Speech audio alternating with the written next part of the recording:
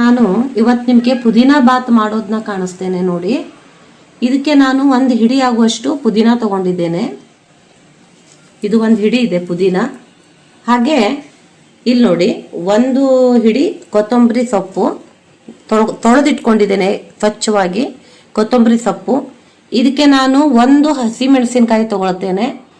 ಖಾರ ಬೇಕಿದ್ದವರು ನೀವು 2 ಹಸಿಮೆಣಸಿನಕಾಯಿ ತಗೊಳ್ಬಹುದು.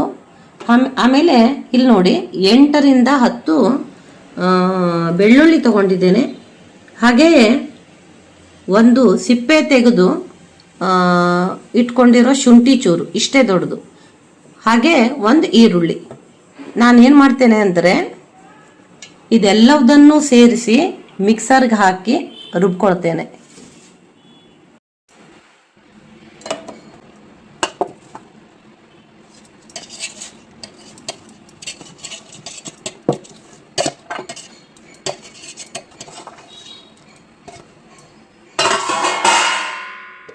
ಇದು ನೋಡಿ ನಾನು ಸ್ವಲ್ಪನೂ ನೀರು ಹಾಕದೆ ಬೀಸ್ಕೊಂಡೇ ಇಟ್ಕೊಂಡಿದ್ದೀನಿ.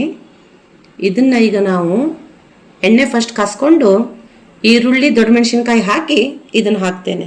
ನೋಡೋಣ ಬನ್ನಿ. ಈಗ ಇದಕ್ಕೆ ನಾನು ಅಂದಾಜಿಗೆ ಸ್ವಲ್ಪ ಎಣ್ಣೆ ಹಾಕ್ಕೊಳ್ತೇನೆ. ಸ್ವಲ್ಪ ಅಂದರೆ ಒಂದು 6ರಿಂದ 8 ಸ್ಪೂನು. ಎಣ್ಣೆ ಜಾಸ್ತಿ ಇದ್ದಷ್ಟು ಒಳ್ಳೆಯದೇ.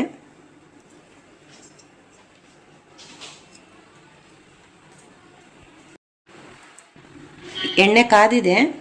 ಈಗ ಇದಕ್ಕೆ ನಾನು ಈರುಳ್ಳಿ ಮತ್ತು ಇದರಲ್ಲಿ ಒಂದು ಈರುಳ್ಳಿ ಮತ್ತು ಒಂದು ದೊಡ್ಡ ಮೆಣಸಿನ್ಕಾಯಿ 2 ಹೆಚ್ಚಿಟ್ಕೊಂಡಿದ್ದೇನೆ. ಇದನ್ನು ಹಾಕ್ತೇನೆ ನೋಡಿ. ಈಗ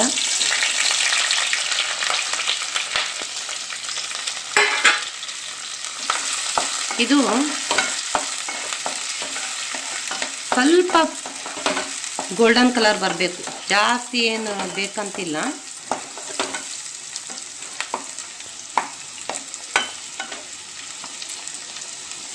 ಸ್ವಲ್ಪ ಫ್ರೈ ಆಗಬೇಕಿದು.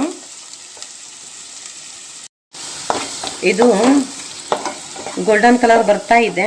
ಈಗ ಇದನ್ನು ನಾನು ಬೀಸಿಟ್ಕೊಂಡಿರೋದನ್ನು ಇದಕ್ಕೆ ಹಾಕ್ತೇನೆ. ಯಾಕಂದರೆ ಫುಲ್ ನಾವು ಈರುಳ್ಳಿಯನ್ನು ಇದು ಮಾಡ್ಕೊಳ್ಬಾರ್ದು.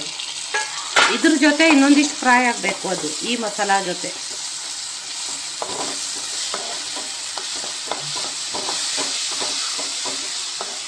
ಇದಕ್ಕೆ ರುಚಿಗೆ ತಕ್ಕಷ್ಟು ಉಪ್ಪು ಹಾಕೋಣ.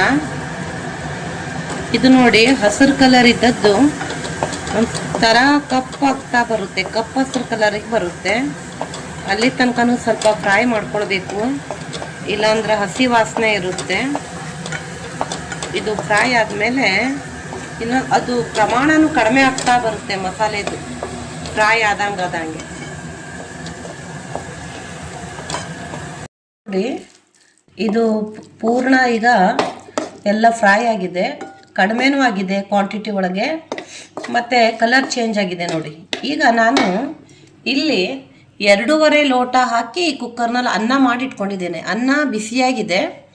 ಇದ್ರೊಳಗೆ ನಾನು ಅಷ್ಟು ಅನ್ನ ಹಾಕೋದಿಲ್ಲ, ಬರೀ ಇದರೊಳಗೆ 1/4 ಲೋಟ ಅಕ್ಕಿಯಷ್ಟು ಅನ್ನ ಮಾತ್ರ ಹಾಕ್ತೇನೆ. ಅಂದರೆ ನಾನು ಇದಕ್ಕೆ 2ರಿಂದ 3 ಸೌಟು ನಾನಿಷ್ಟೇ ಅನ್ನ ಹಾಕ್ತೇನೆ. ಇದಕ್ಕೆ ಜಾಸ್ತಿನೂ ಹಾಕ್ಬಹುದು, ಆದರೆ ನಾವು ಹೇಗೆ ಬೇಕೋ ಹಾಗೆ ಮಾಡ್ಕೊಳ್ಬೋದು. ಇದು ನೋಡಿ ನಾನು ಇದು 3/4 ತಟ್ಟೆ ಅನ್ನ ಮಾಡಿದರೆ ಹೇಗೋ ಅಷ್ಟನ್ನು ತೆಗೆದು ಇದಕ್ಕೆ ಹಾಕಿದ್ದೀನಿ.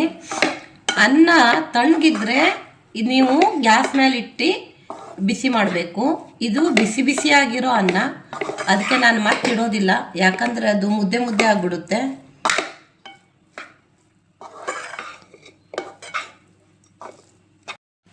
ಈಗ ನೋಡಿ ಬಿಸಿ ಪುದೀನ ರೈಸ್ ರೆಡಿ. ಪುದೀನ ಬಾತ್ ಅಂತ ಹೇಳ್ಬೋದು.